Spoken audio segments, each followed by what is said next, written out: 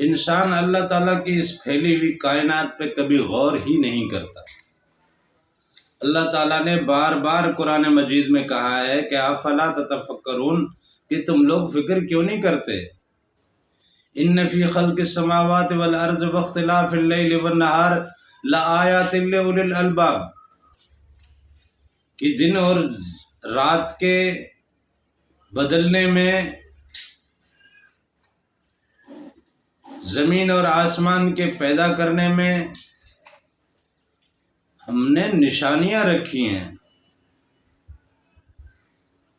عقل مندوں کے لیے نشانیاں رکھی ہیں، سوچنے سمجھنے والوں کے لیے نشانیاں رکھی ہیں۔ آگے عقل مندوں کی نشانی بھی بتا دی اللہ تعالیٰ نے، الذین یذکرون اللہ قیاما وقعودا وعلی جنوبہم، جو اللہ کو یاد کرتے ہیں کھڑے ہوئے بھی، بیٹھے ہوئے بھی، اور پہلوؤں کے بل بھی۔ اب پہلو تو آدمی تب بدلتا ہے جب نیند میں ہوتا ہے، دل ٹک ٹک کرتا رہتا ہے، دھڑکتا رہتا ہے، دل کے ساتھ ساتھ ذکر چلتا رہتا ہے، پہلوؤں کے بل جو اللہ کو یاد کرتے ہیں۔ الذین یذکرون اللہ، جو اللہ کا ذکر کرتے ہیں، قیاما وقعودا، کھڑے ہوئے یعنی چلتے پھرتے، وقعودا، اور بیٹھے ہوئے،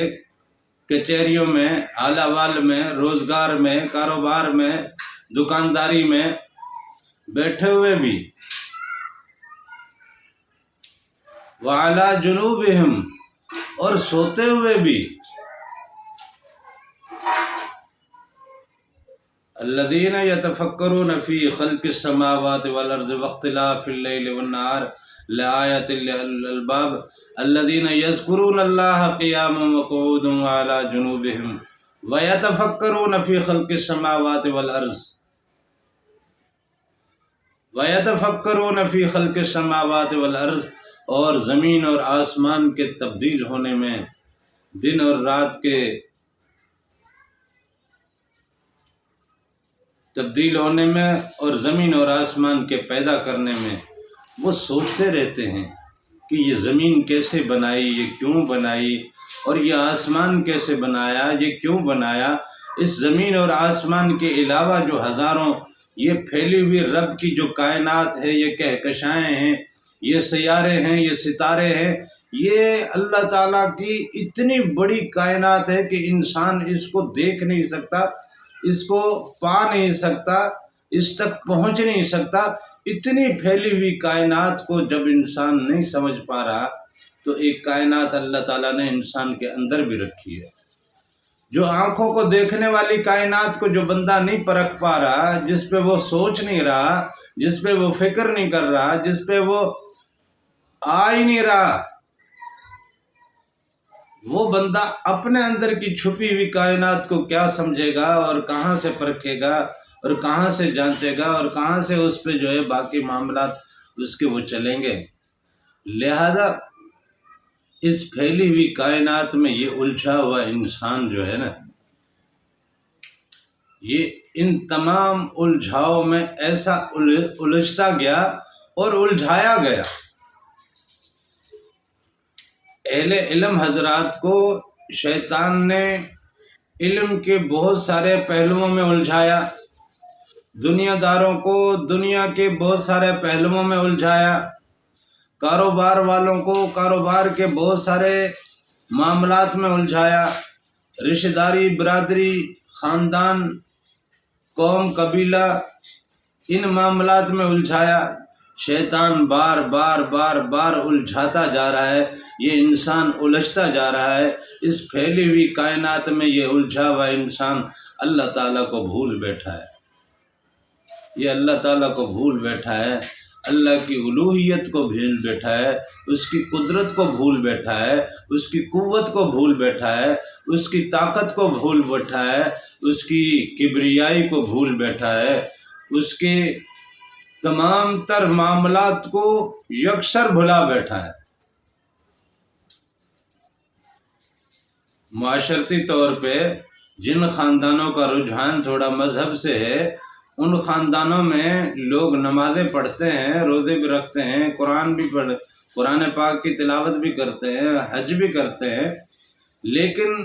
ان کا حج کا رویہ، نمازوں کا رویہ، قرآن کا رویہ بالکل بھی اپنے دائرے کے مطابق ہے،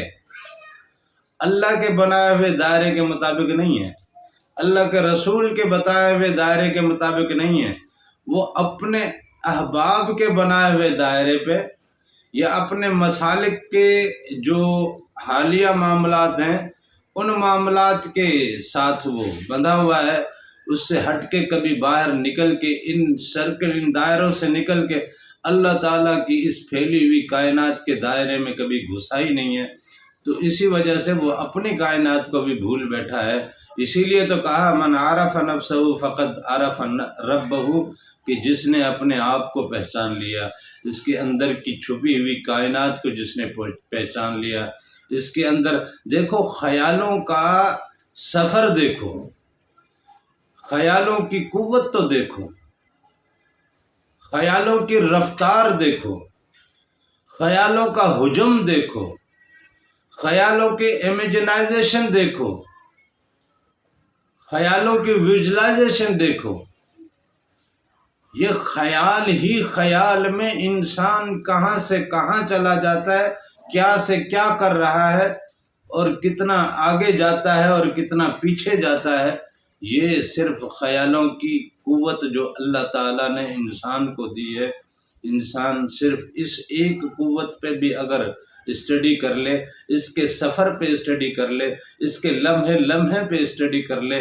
اس کے پھیلے ہوئے ہجوم پہ جب اسٹڈی کر لے، اور یہ لمحوں میں ہزاروں لاکھوں میلوں کا سفر، یہ لمحوں میں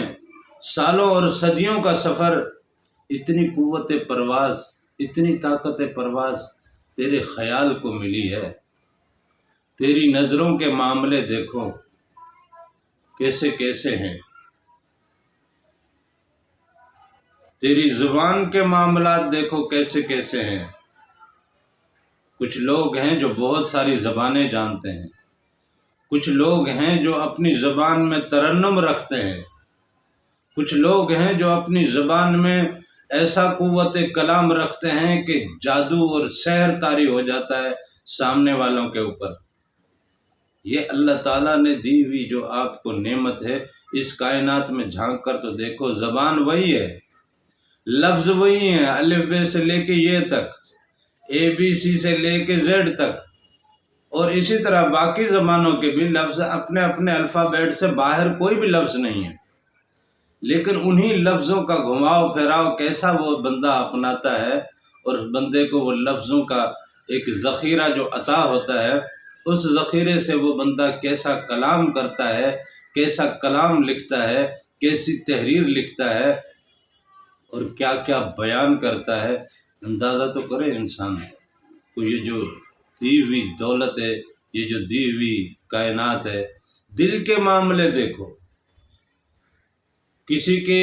نزدیک آنے سے دل کی کیفیت کیا ہوتی ہے، کسی کے دور ہونے سے دل کی کیفیت کیا ہوتی ہے، کسی کے مل جانے سے دل کی کیفیت کیا ہوتی ہے، کسی کے بچھڑ جانے سے دل کی کیفیت کیا ہوتی ہے،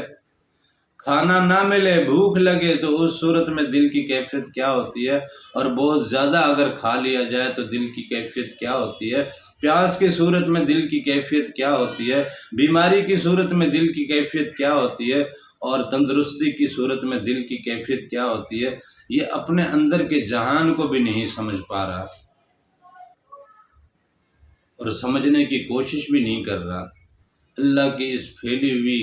دنیا میں، اللہ کی اس پھیلی ہوئی قدرت میں، اللہ کی اس پھیلی ہوئی کائنات میں انسان کہاں بھٹکتا پھر رہا ہے، کن چیزوں میں بھٹکتا پھر رہا ہے، کن معاملات میں بھٹکتا پھر رہا ہے، بڑا ہی عجیب سودا کر رہا ہے، بڑا ہی عجیب معاملہ برت رہا ہے۔ لہٰذا انسان